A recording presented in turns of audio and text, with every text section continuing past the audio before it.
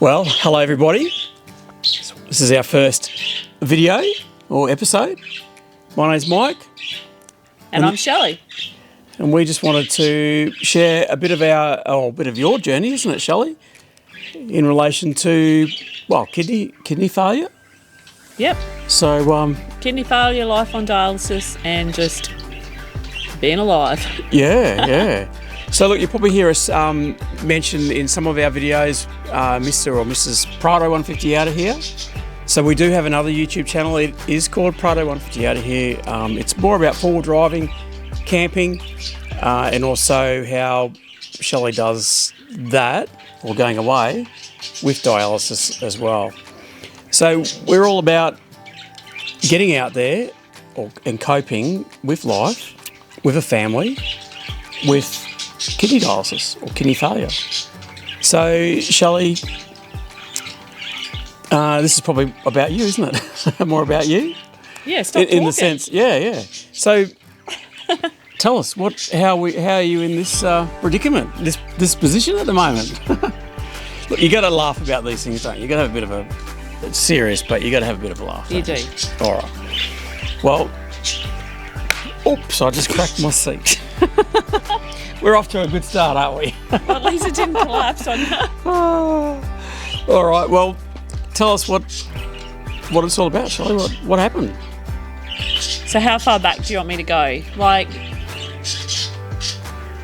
do you want me to tell people, everybody out there, like where it started, like 8 years ago, or just dialysis journey, or what do we want to share with them? Everything? We're gonna give it to everybody, like how it started. Share everything. All maybe right. Maybe go back to being a child, because that's where the inklings, I suppose, came from, isn't it? Maybe just a brief explanation back then when you kind of knew something wasn't right.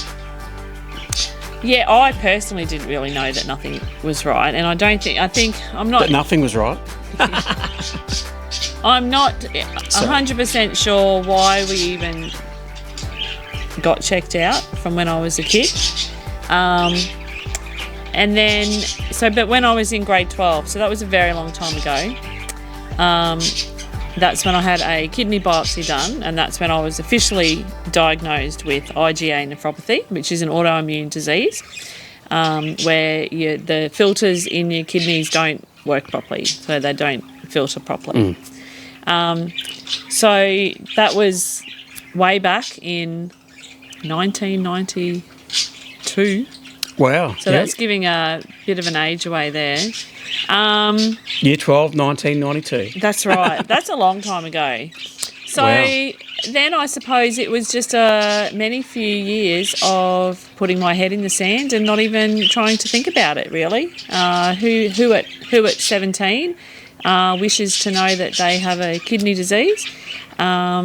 And even less so, who wants to know what the future might hold for yourself at that age? So I don't think I'd be alone at that age in not wishing to think about it much, I don't think. I think it really only came up when we met, wasn't it?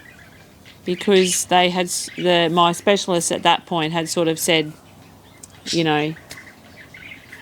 having kids is probably going to put pressure on your kidneys. So if you want them or not want them, that sort of thing. So I think that's when I told you about it before we got married. And so I'm going to interrupt you. I'm good at this. So you were going to see a kidney specialist though? Yes, I had seen one every year. Yeah. So for checkups. Just for checkup. So it basically, IgA is something that you're a 1 in 4. So most people, a lot of people will just grumble along for fairly a long time, and at some point though you might need dialysis. So realistically for me, it grumbled along for a good 20, 30 years really before it caused me any issues for life. Yeah. So 23 years ago we got married. Yeah, so 23 years ago we got married, and then back shortly after we had kids. Yeah, so I think Chloe was 7. She was turning 6, turning 7 when I was having some dramas. I had headaches and high blood pressure, and I went, oh, I really should get back and see my specialist, because I had missed an appointment because we had moved around a lot with your work. So I had missed one in coming back to where he was. So I had my test done, just blood test done, and it showed that my kidney function was down to 6%. So anything under 15% is when they class it as stage 5, and that's end stage. So down to 6% is pretty serious. When I went to see the specialist, they were sort of a bit surprised that I was walking in and looking as healthy as I was. I think because I had no choice, because, you know, as a mum, you can't just stop. You have too many things to do. I was working nearly full time. You were shift work, 3 kids. You just kept going. So we had 2 kids. We had 3. 2. Chloe was 6. Well, Chloe's our 3rd child. Yeah, but she was 6 years old. Yeah, but I think your levels were starting to decline the most after we had the 3rd child. Yeah, Well, she was born very early. She was born at 33 weeks. Because and we got told not to have any more kids after that. Yeah, that's Otherwise, right. one of you may not make it. Yeah. Yeah, so, yeah, she had to be born early because of me, not for her. Yep. Yeah. So, had my appointment, and at that appointment, the doctor was sort of like, you need to start dialysis straight away. You're really unwell. How are you still basically walking and walking around?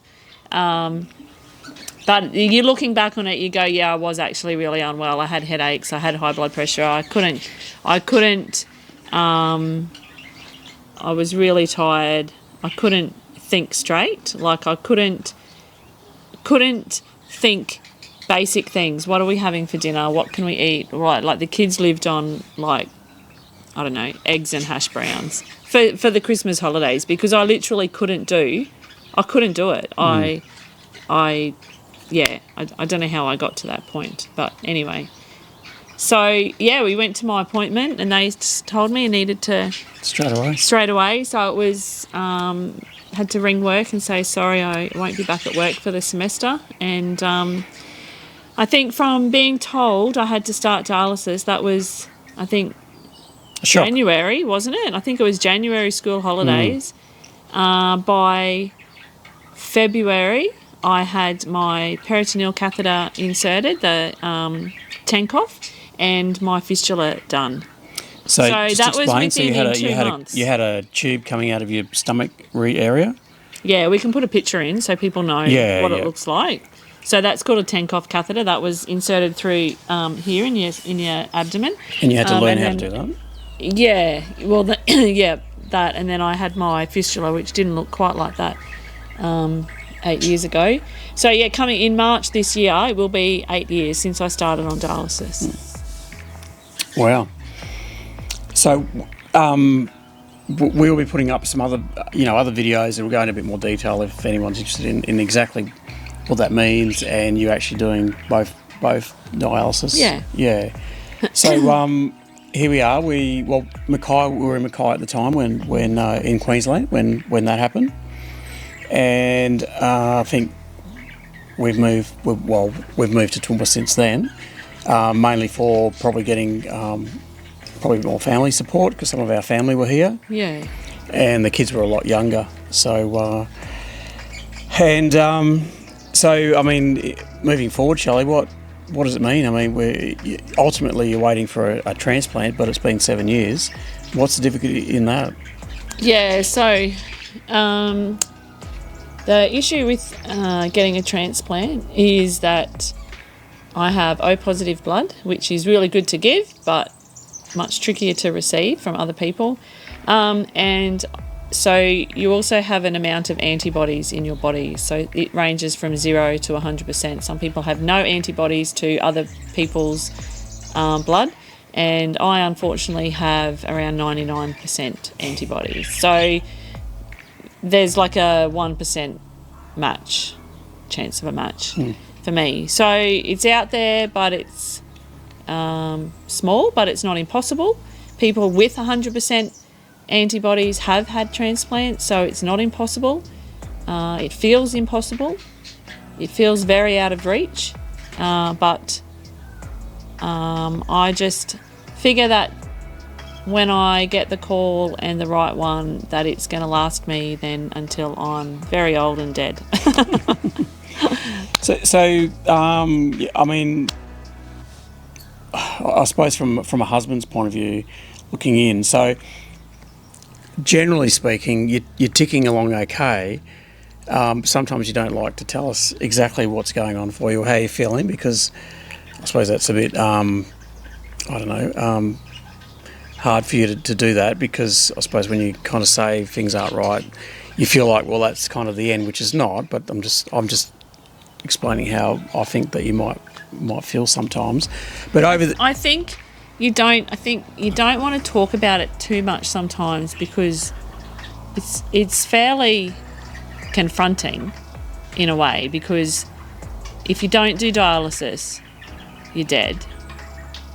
But if you don't get a transplant, you have to stay on dialysis.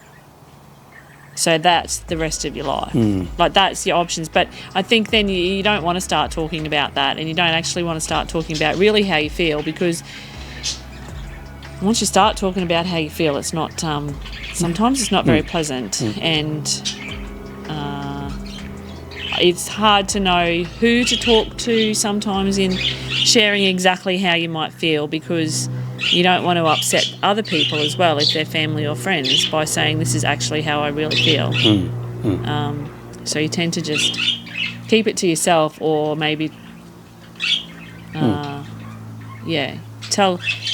I think that's why I like going to the clinic as well, because people there know exactly how you're feeling. So if you want to go, I've had a bad day, or I feel really awful about this, you've got people there to talk to. Have an idea anyway. Who have a bit more of an idea. And in the same boat, I suppose.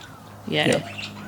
That sort of went off topic then a little bit. No, but that's all right. So, look, this is our, I suppose, an introductory, video. Yeah, that's a broad. We sort of covered a bit more than just an introduction. But that's it's just a broad way, and I suppose that the aim is to get everybody on board, and if we can encourage or show people how you still can.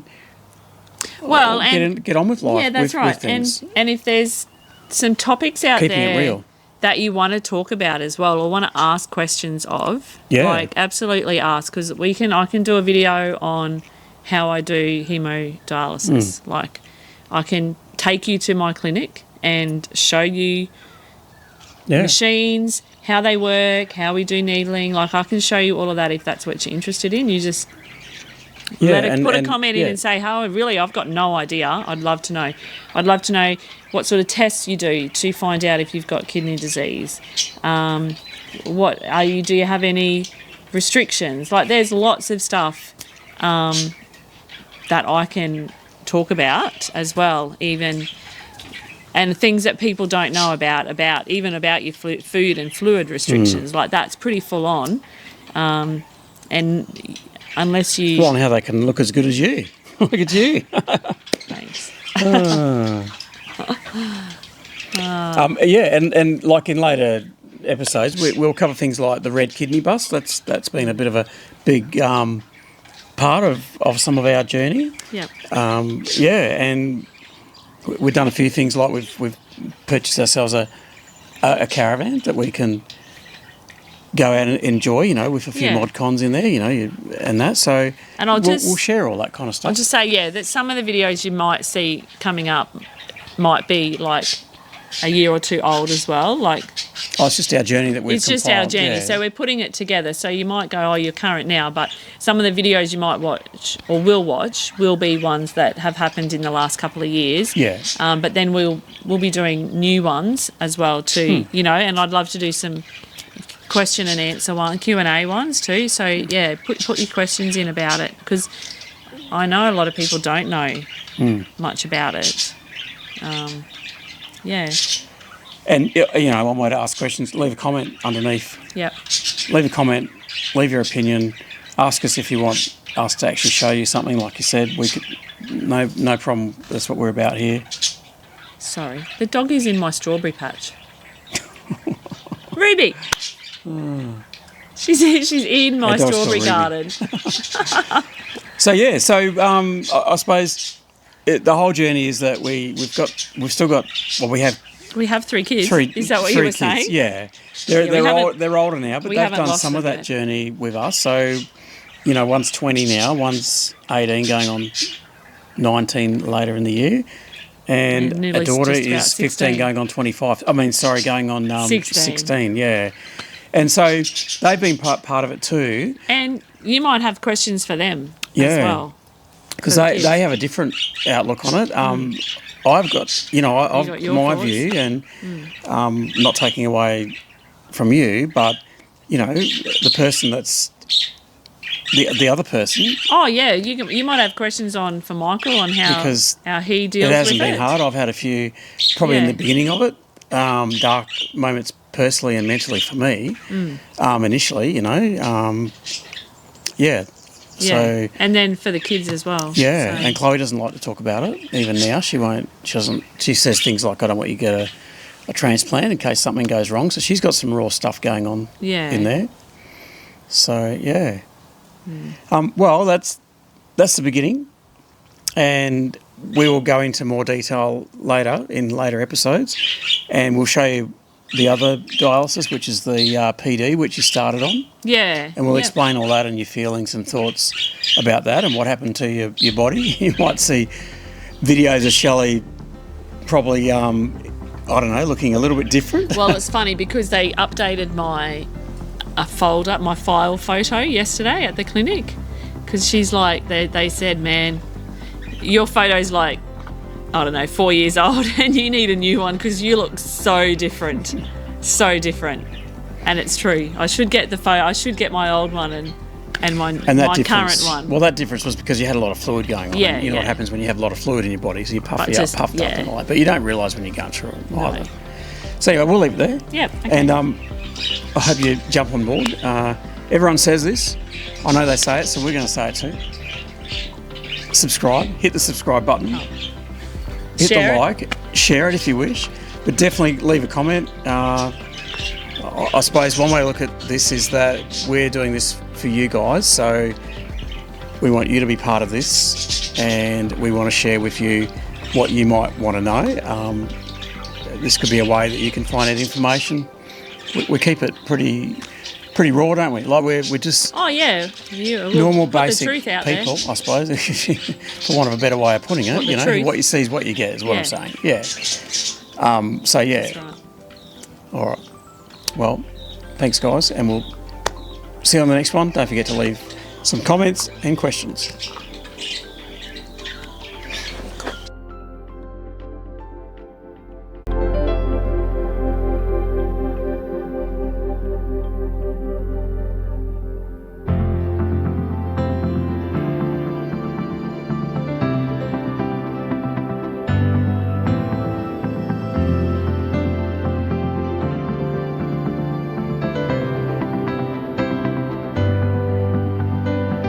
Kilo, yes. He very kindly gave me the right one. I'm number 5. Number 3 here, so that was the first throw since the training weekend, which is the first throw since forever. Oh, I packed throws. I don't know how many throws we get. Is it 3, maybe?